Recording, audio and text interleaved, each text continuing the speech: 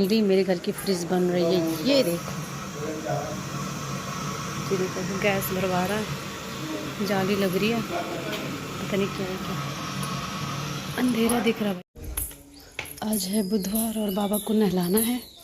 बाबा यहाँ बैठे हैं, तो पहले इनका कमरा साफ़ करेंगे। इनका लैट्रिन और टॉयलेट सब मैंने फेंक दिया है।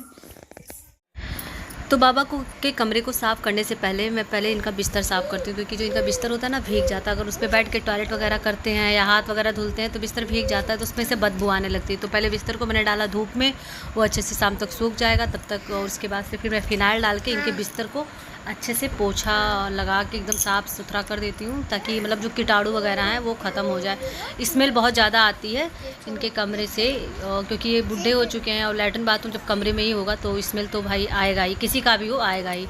तो इसको मैं अच्छे से साफ़ वगैरह कर देती हूँ। उसके बाद से फिर मैं फ़िनाइल लेती हूँ, और इस पे ये जो है ना चेयर, इस चेयर पे बाबा बैठ के लैट्रिन करते हैं, क्योंकि कम्बोर्ड जो बगल में है, यहाँ कमरे के ही बगल में, विंडो के बगल में, लेकिन वहाँ तक ये अब नहीं जा पाते हैं। इनको लेके जाने में, सीढ़ी पे चढ़ने उतारने में बड़ी दिक्कत होती है। तो सबसे पहले उसको भी हम साफ़ करते हैं, क्योंकि जो मतलब उस पर बैठते हैं तो वो काट के चेयर रखा गया है, नीचे बर्तन रखा जाता है एक पॉट की तरह, उसमें वो करते हैं।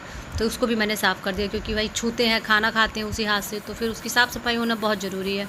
तो पिताजी भी कर देते हैं, मुझे भी जब टाइम रहता है मैं भी कर देती हूँ। जैसे खाना बनाने से अगर मुझे जल्दी टाइम मिल जाता है, बच्चा नहीं रो रहा है, चुप है, तो मैं साफ़ सफाई कर देती हूँ। अगर बाबा को नहलाना होता है तब भी मैं कर देती हूँ, और अगर पिताजी लेट करें तो मैं कर देती हूँ, नहीं तो फिर पिताजी भी अपना सुबह टाइम में कर लेते हैं। अगर मुझे टाइम नहीं रहता है तो हम दोनों लोग मिलजुल के बाबा का ध्यान रखते हैं।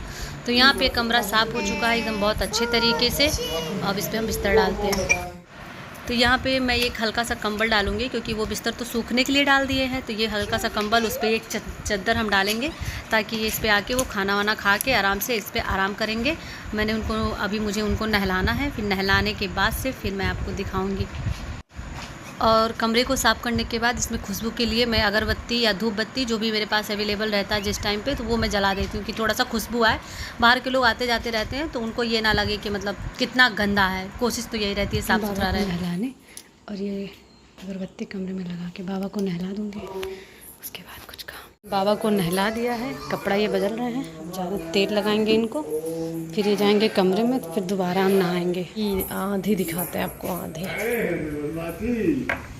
बदमाशी करता है बच्चा, ये बच्चा बदमाशी करता है, ये बच्चा बदमाशी करता है, ये बच्चा बदमाशी कर रहा है। देखो ठंडी ठंडी हवा आ रही है। फोटो खींचो भाई, हमारे पर लल्ला के फोटो खींचो। बाबा मेरे यहाँ बैठे हैं स्टाइल मारते हुए बाबा जी। तो आज का ब्लॉग यहीं तक। आप सभी को बाय बाय टाटा। कैसा लगा मेरा ब्लॉग ज़रूर बताइएगा, कमेंट करिएगा। Bye bye, thank you.